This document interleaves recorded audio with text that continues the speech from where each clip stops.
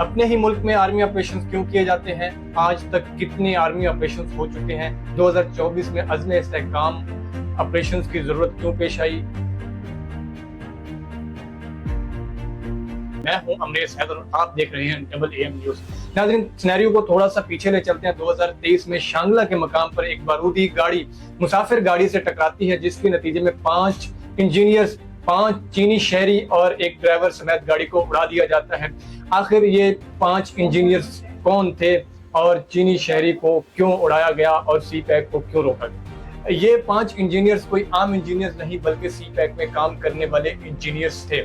2023 سے 2024 تک 750 سے زائد فورسز اور سویلین کے جوانوں کی ہلاکتیں ہوئی ہیں، جس کی وجہ سے چائنا نے سی پیک کو روکنے کا فیصلہ کیا اور سیکیورٹی خدشات لاحق کیا اور یہ سی پیک کو روک دیا گیا۔ حالیہ دنوں میں چینی سینئر عہدیداران کی اسلام آباد میں آمد ہوتی ہے اور وزیر اعظم شہباز شریف سے ان کی ملاقات کروائی جاتی ہے۔ اس کے بعد تمام سیاسی پارٹیوں کے سینئر رہنما اسلام آباد میں اکٹھے ہوتے ہیں اور ایک پریس کانفرنس ہوتی ہے، جس میں وہ یہ یقین دہانی کرواتے ہیں کہ پاکستان کے اندر سیاسی استحکام کی ذمہ داری ہم لیتے ہیں۔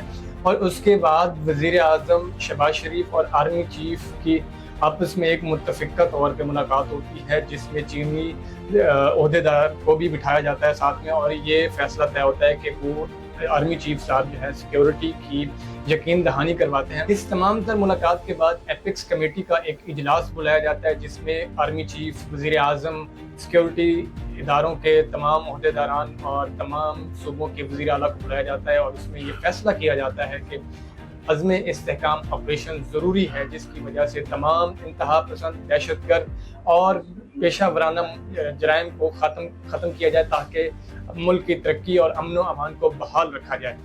مگر تاثر یہ ظاہر کیا جاتا ہے کہ یہ جو آپریشن ہے یہ چائنا کے کہنے پر کیا جا رہا ہے۔ یاد رہے کہ وزیر دفاع خواجہ آصف صاحب نے یہ کہا ہے کہ یہ آپریشن فوج کی ضرورت نہیں، نہ ہی ہم کسی کے کہنے پر کر رہے ہیں، بلکہ یہ حکومت کے لیے ضروری ہے، یہ حکومت کی ضرورت ہے، اس کا ہونا لازمی ہے، تاکہ ملک میں امن و امان کی صورتحال کو برقرار رکھا جائے۔ اس کے ساتھ میں آپ کو بتاتا چلوں کہ آپریشنز کیوں ضروری ہوتے ہیں ملک میں، اور آج تک پاکستان میں کتنے آپریشنز ہو چکے ہیں۔ پاکستان کے اندر 2001 سے لے کے وار آف ٹیرر 9/11 کے بعد یہ آپریشن پاکستان کے اندر شروع ہوتے ہیں، اور زیادہ تر آپریشن وہ فاٹا کے علاقے میں کیے جاتے ہیں، فاٹا والی سائڈ۔ 2007 میں پہلا آپریشن بڑے پیمانے پر جو کیا گیا، وہ جنرل پرویز مشرف جو صدر پاکستان میں رہ چکے ہیں، انہوں نے بذات خود لیڈ کیا تھا یہ آپریشن، اور اس آپریشن کا نام تھا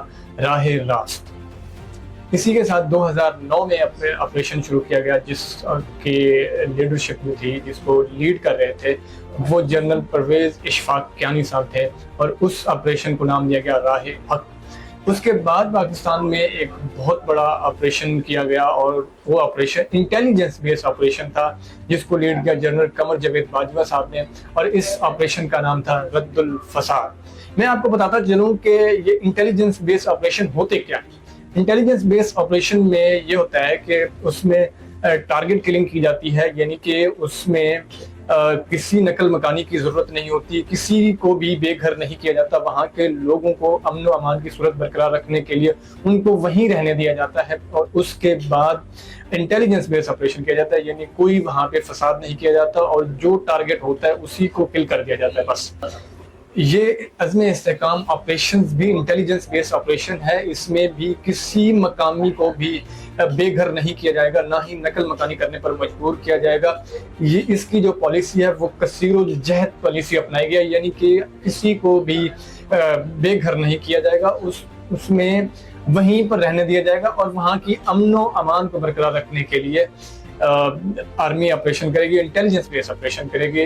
یہ تھی تمام تر تفصیلات۔ مزید ویڈیوز دیکھنے کے لیے ہمارے ساتھ بنے رہیے، اور اگر ہماری آج کی ویڈیو اچھی لگی ہو تو ہمارے چینل کو سبسکرائب کیجیے، لائک، شیئر اینڈ کامنٹ کیجیے۔ اسی کے ساتھ اپنے میزبان امریز حیدر کو دیجیے اجازت۔ اللہ نگہبان۔